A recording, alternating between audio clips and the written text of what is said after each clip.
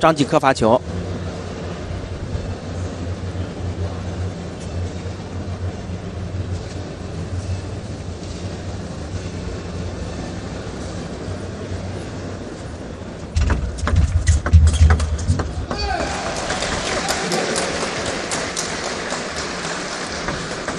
张继科还是利用自己的前3板。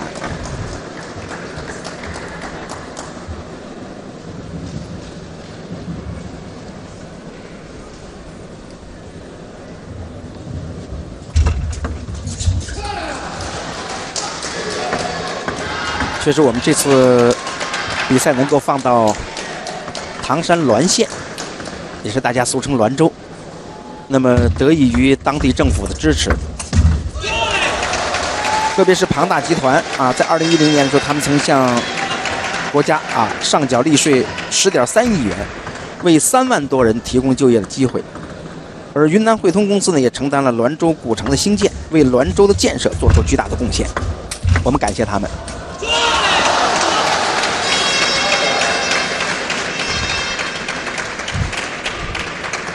2平。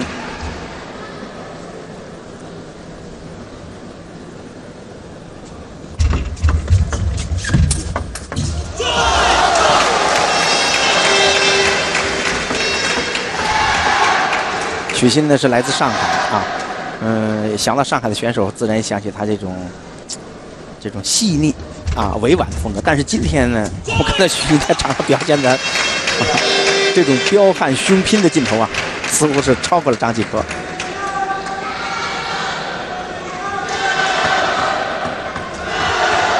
4比2。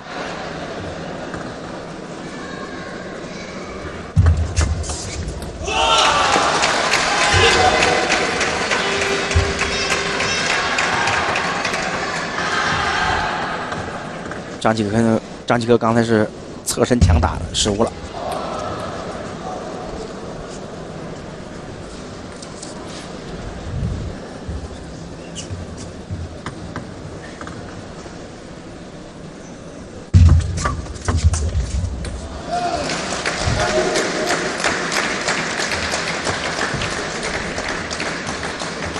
许昕注意自己这种前冲弧圈球注意自己身体的这个控制注意身体的控制。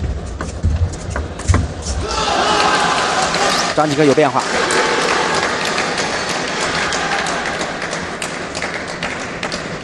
两个人进台台内球的对攻，张继科突然是一板强打这个他有变化有速度有变化。这会儿许昕呢是防范不及。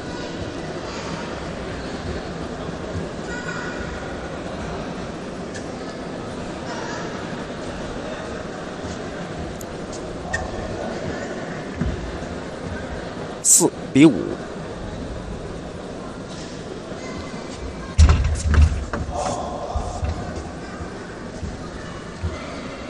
擦网重开。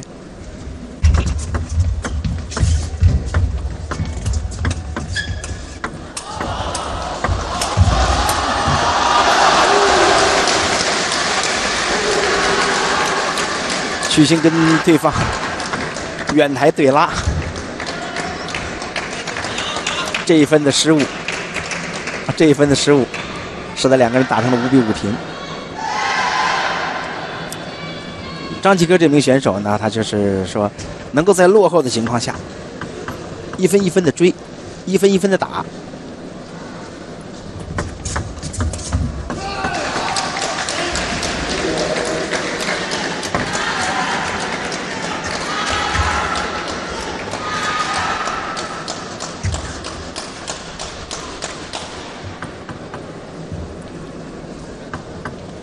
许昕刚才台内的这个剪力推掌握的不好，又送给对方1分，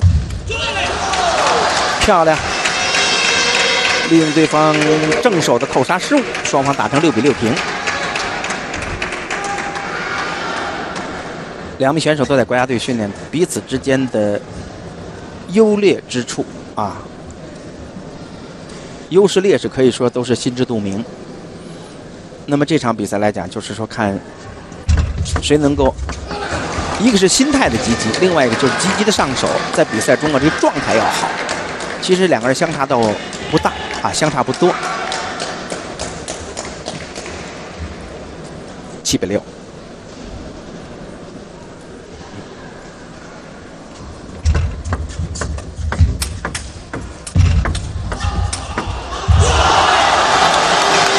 7-7平。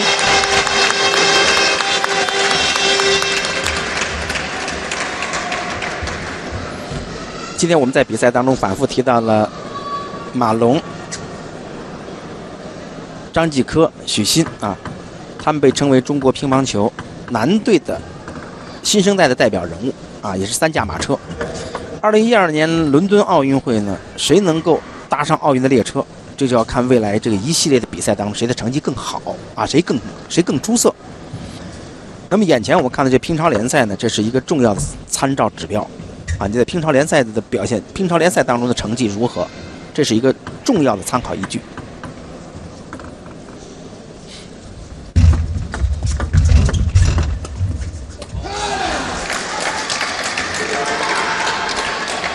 8-7。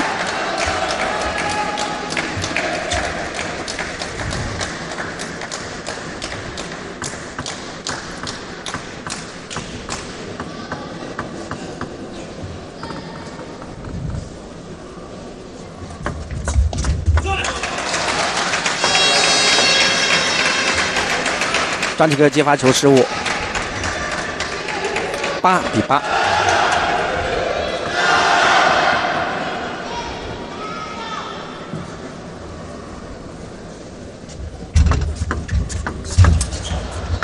再来，两人对攻，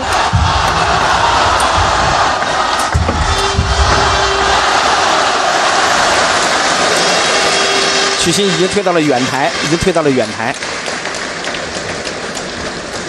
张继科是杀高球和正手的扣杀相结合，而且球的落点越来越低，也把许昕逼到了远台被动的位置，9-8。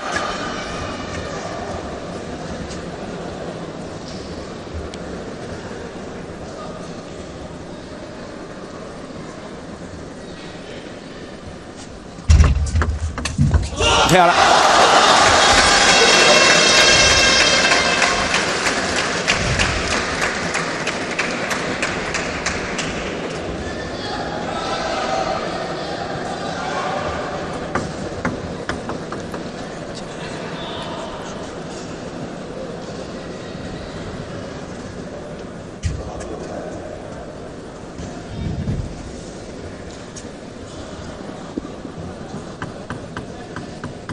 9-9。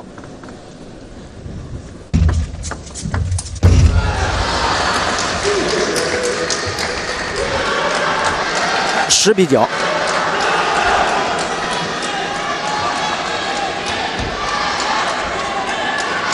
张继科现在是拿到了局点，靠发球9-10。